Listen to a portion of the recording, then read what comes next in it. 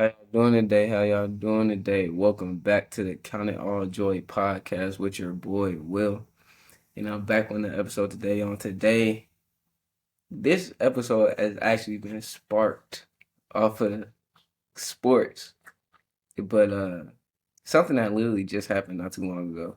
Something that I was anticipating for a minute, a while.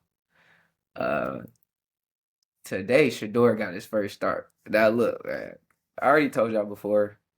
Obviously, I'm a sports fan, but uh, I obviously have my favorites, and I love. Obviously, I play basketball. It's my favorite sport, but I love football. Football is a close second. Basketball will always be number one for me, but football is I love football.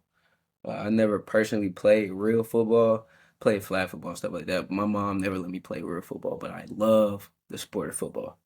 Uh, anyway, I have favorite players, and Shador Sanders is like top four, top five ever, ever for me, ever. And anyway, he got his first NFL start today, and they won. And at the beginning of it was like one of the first drives, one of the first possessions for him.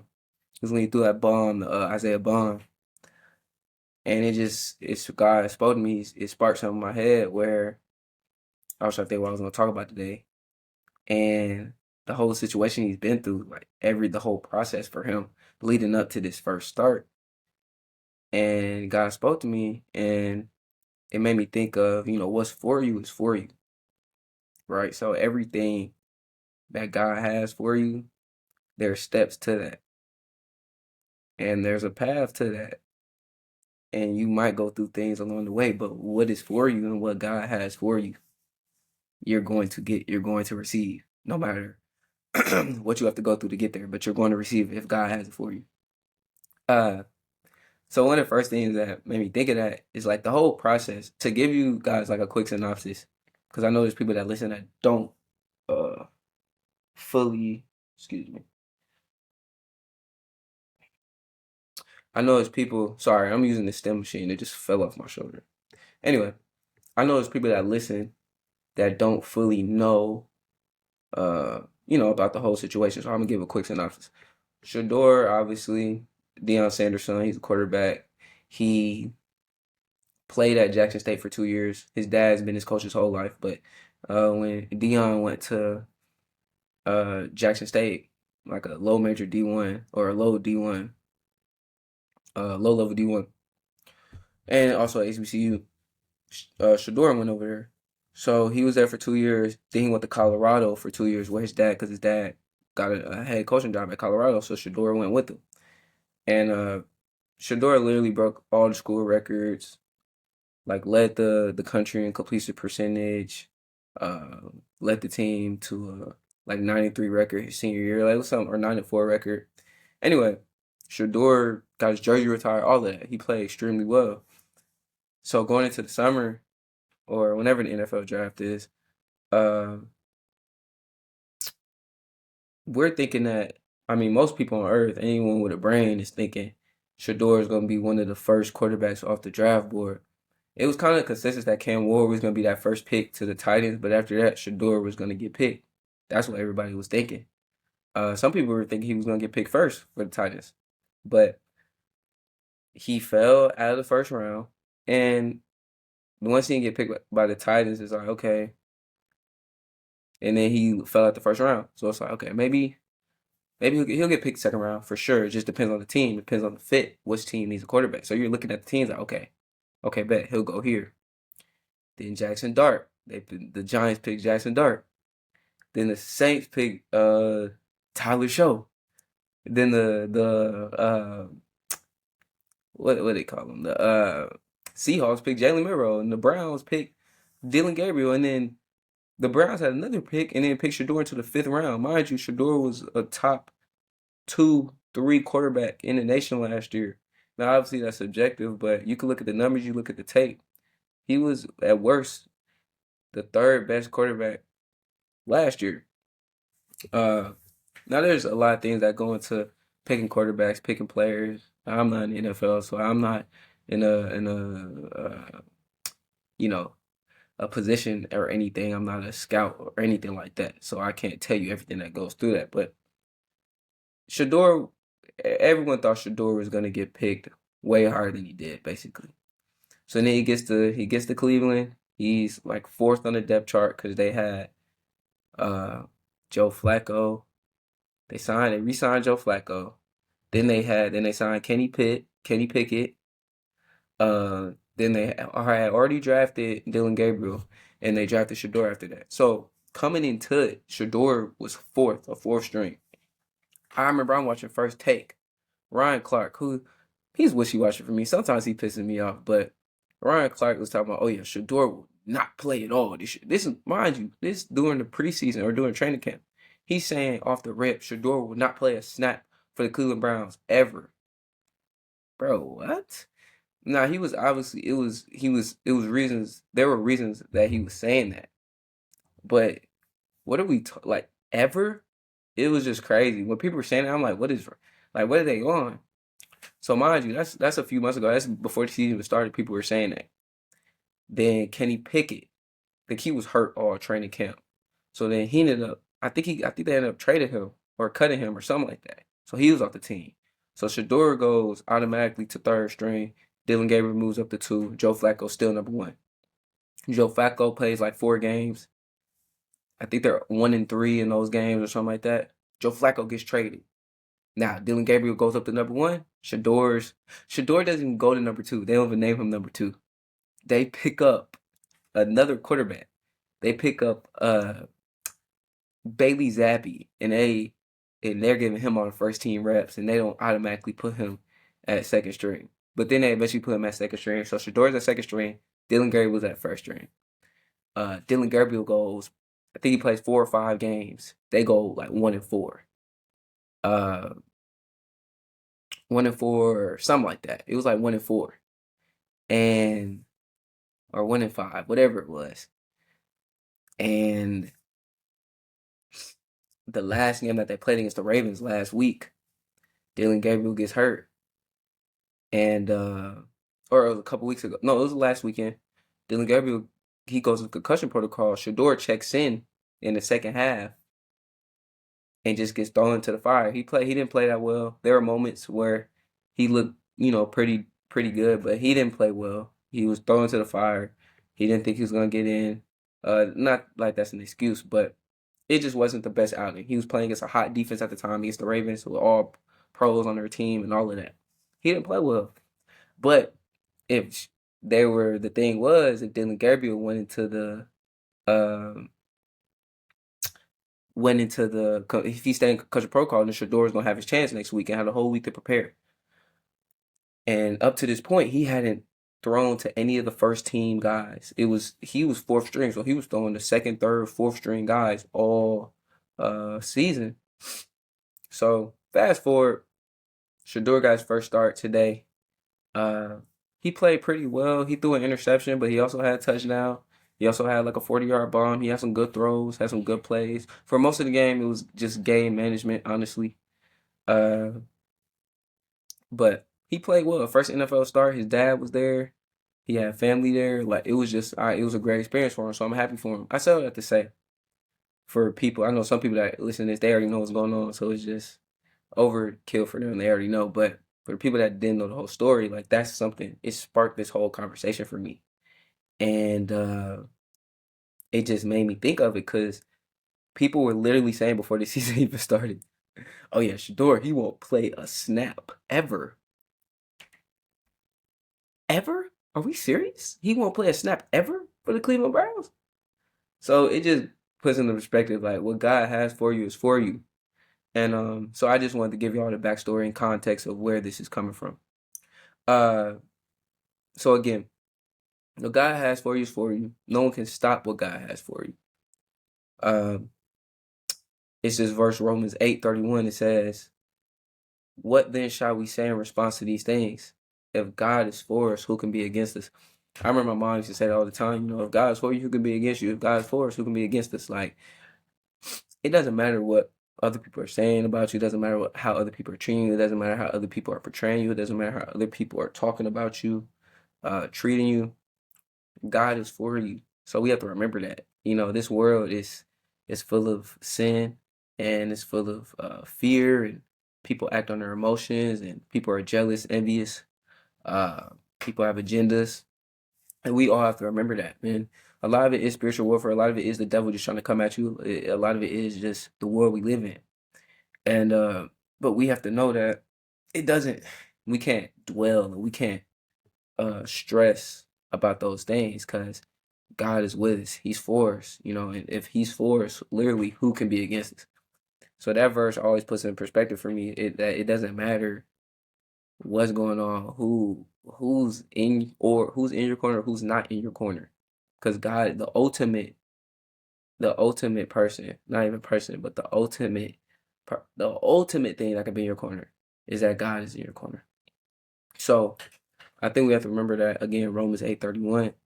If God is for us, who can be against us? I think that's very important to know. And when you feel like you're being attacked, uh, you have to know that God will fight those battles for you and take care of you. So when you feel like, because I've been in those situations where somebody's coming at me, it's like I can't win for losing in these situations. They're purposely trying to attack you. They're purposely trying to, and intentionally trying to find something wrong that you're doing, or they're intentionally trying to tear you down and belittle you or demean you, uh, talk behind your back, throw down your name, whatever that may look like. There are gonna be people like that. Uh, but when you know that and you feel that, you have to know that God, He's behind the scenes fighting those battles for us. We don't have to stress about it. We don't have to try to retaliate. We don't have to try to get revenge or try to uh, fend for ourselves. Now, we do, if somebody's, pressing you, or somebody's in your face, you do need to protect yourself, as far as, I mean, verbally and physically, whatever that looks like. But we do have to stand up for ourselves in a way. But you can control what you control. People are going to say a lot of things. People are always going to talk down on you. People are going to spin narratives. People are just going to, some people are just like that. Some people have things against you. So when that's the case, you have to know that God is already fighting those battles for us. Those battles that we don't even know we're facing. When people that you think are your friends aren't your friends, and they're trying to tear you down, behind your back. Like, God has that covered. He's already fighting for you, even when you don't know. So I think that's another part too. Like, when you feel like you're being attacked, or maybe you don't even know you're being attacked, you have to know and fully believe that God is and will fight those battles for you. Uh, I think we've all heard this verse, but Isaiah 54:17, it says, "No weapon forged against you will prevail, and you will refute every tongue that accuses you.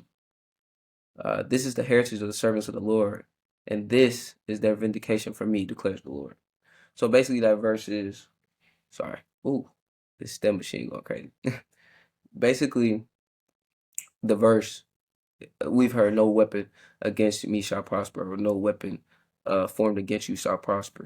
We've all heard that verse. And I mean, it's self-explanatory, whatever, somebody's trying to throw at you, whatever uh weapon that could be metaphorically or literally. Uh but when people are trying to come at you, when people are trying to attack you and say things to you, tear you down, you have to know that God, He's already protecting us. He's already shielding us from those weapons. Again, that could be figuratively or literally. So we just have to know that and fully believe that and trust that, again, no weapon formed against you shall prosper. No weapon formed against us shall prosper. So fully believing that, fully trusting that, and acknowledging that God already has it covered. Another thing too, amidst the struggles, amidst the trials and tribulations, we have to trust. We have to trust in God, right? And we have to eliminate the doubt. I think a lot of times when we're in the midst of these like rough times, or uh when we're in the middle of the storm, it's easy to doubt, right? It's easy to be like, man, maybe I'm not doing this enough, or maybe I'm not built for this, or maybe this just isn't for me. That's what the enemy wants you to think. That's what the devil wants you to. Those are the thoughts that he wants your mind to be consumed with, like doubting yourself, but more importantly, doubting God, because you're doubting God's power, God's sovereignty. You know, um, you're doubting God when you're not fully trusting Him. When you're again, when you're just doubting in general, being negative, being a pessimist, not seeing the light at the end of the tunnel. I think it's easy to be down on yourself when you're going through things. Like for me personally, I try not. Sometimes I get specific, but a lot of these things I've been through is pretty recent. So it's like I want some time to go by before I really go in depth with it. But uh, for me, like I remember, some years ago where I'm, it was tough. I felt like I was doing everything I needed to do to uh receive what I thought I was supposed to have, and it just felt like the enemy kept coming at me, right? Like they kept trying to find something I was doing wrong or find something I wasn't doing correctly or going out their way to try to cultivate something that wasn't even there or building narratives. Like it was from like all over the place. And again, it felt like I couldn't win for losing. And when it feels like that, and when you feel that way, it's tough. It's easy to doubt. I was definitely doubting.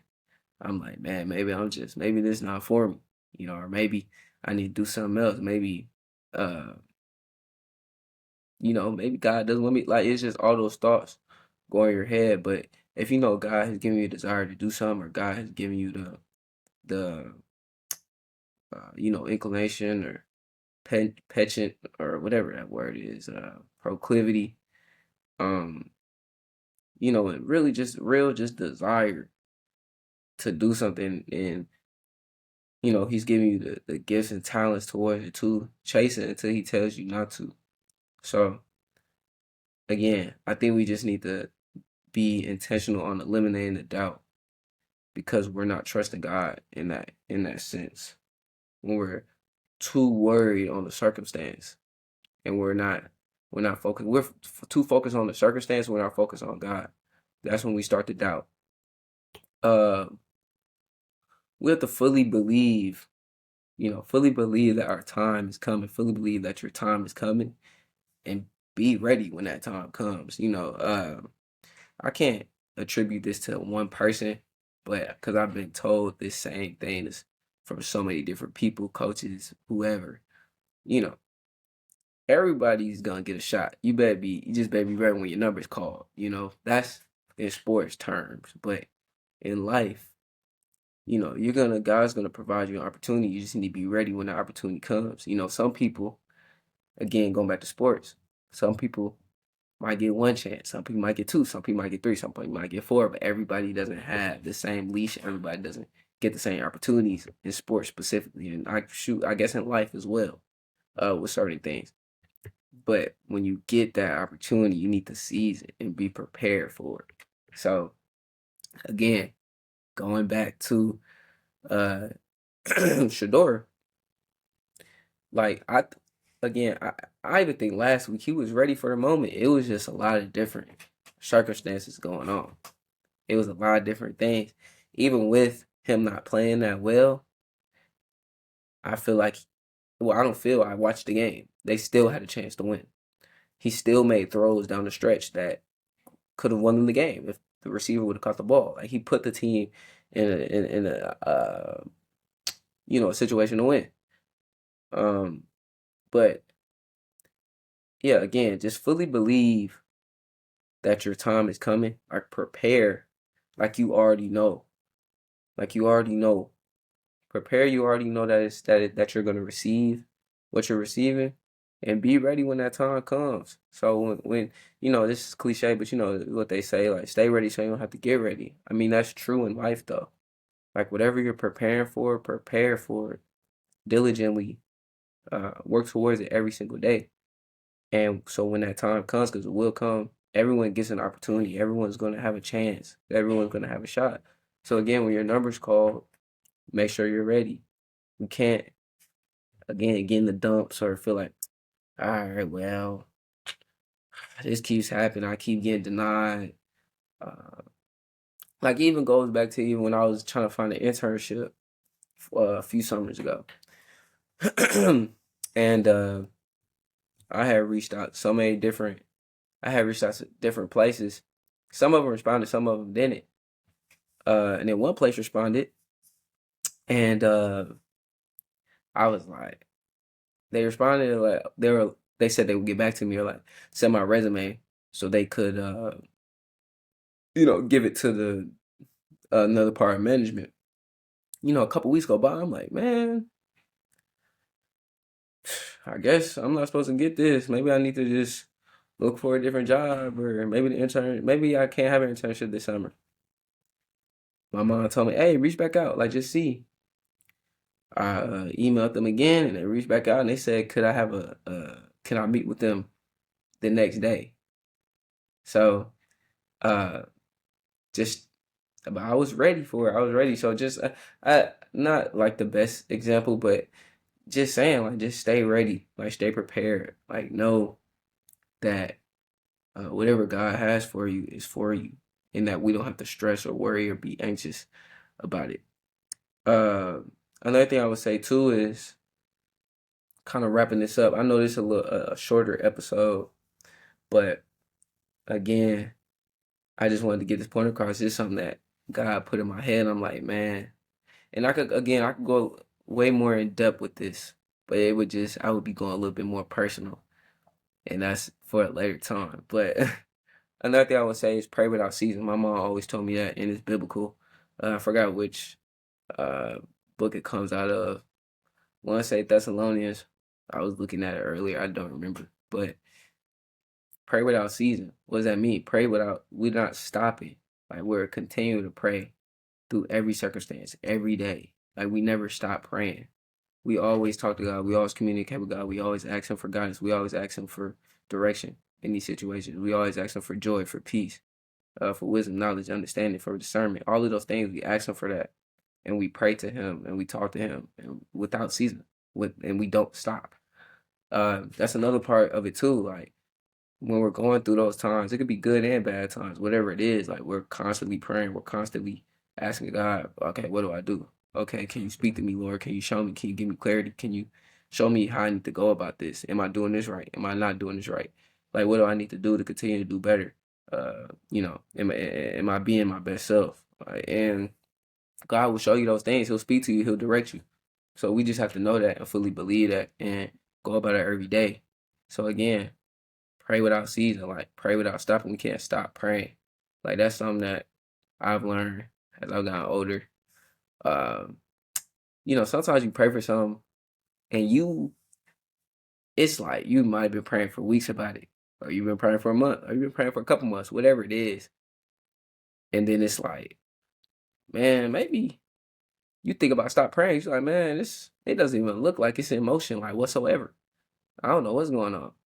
I mean, maybe God's telling me no, or maybe like I don't know, But I feel like until you get a definitive answer, and God gives you a definitive, and because God will speak to you, He'll speak to you, and He'll show you what He's saying and what He means. So until you get that definitive answer, do not stop praying about it. Continue to ask God for guidance on the situation. So whatever the situation is, again, I always go take things back to sports. But if you're in a situation where you're not where you want to be, and it doesn't have to. I don't have to limit it to sports. Again, it could be everyday life. You work in a 9 to 5, or you're a teacher, or you're a fireman, or you work in whatever it is. You work at a grocery store, whatever it may be, and you're like, God, I want more for my life, or God, I desire this, or God, I'm looking forward to doing this, and you don't have it yet, or you're not there yet, and you can't visually see it at that moment. You have to know that if it's for you, you're going to receive it. You're going to get it because God has it's already written, right? So God already has it paid for you. He already has your path paid for you. So you don't have to, stress about it or worry about it or uh, you know, put too much thought about it. God already has it covered. So we just have to fully know that and fully believe that. So again, I would say pray without ceasing and trust Him, and don't stop communicating with God. Um, Again, kind of in the same breath, but and pray without ceasing, that's biblical as well. But another verse that we all have heard, Philippians 4 through 6, is, do not be anxious about anything, but in every situation by prayer and petition with thanksgiving, present your request to God. But I think KJV is like, do not be anxious about anything, but in prayer and supplication, let your request be made known unto God. I think that's the KJV version. That's the version that's engraved in my head. But basically saying with everything in every situation, like talk to God about it.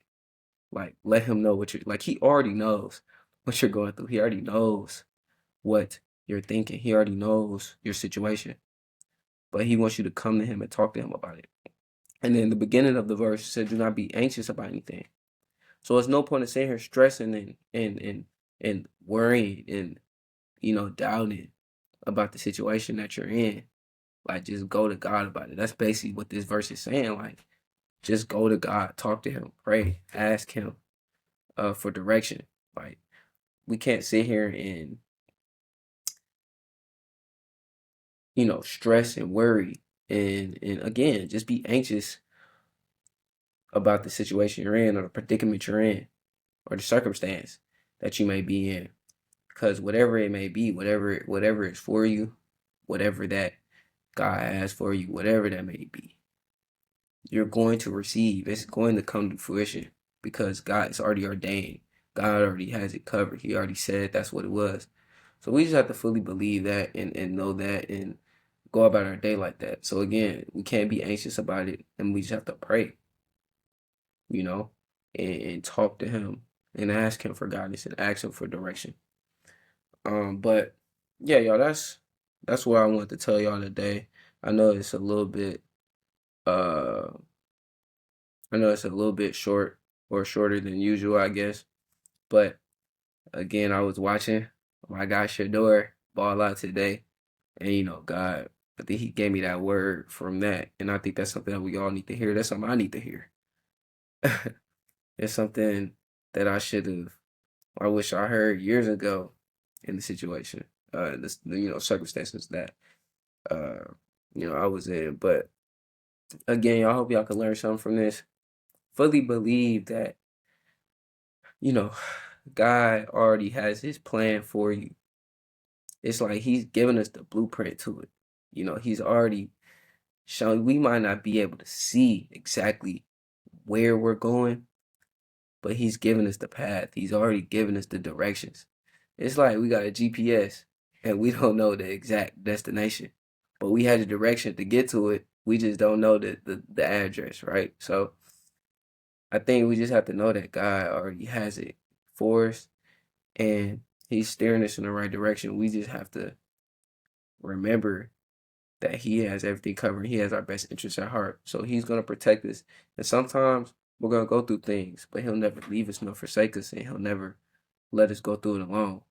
So I think that's just what I wanted to talk about today. Again, what is for you is for you. And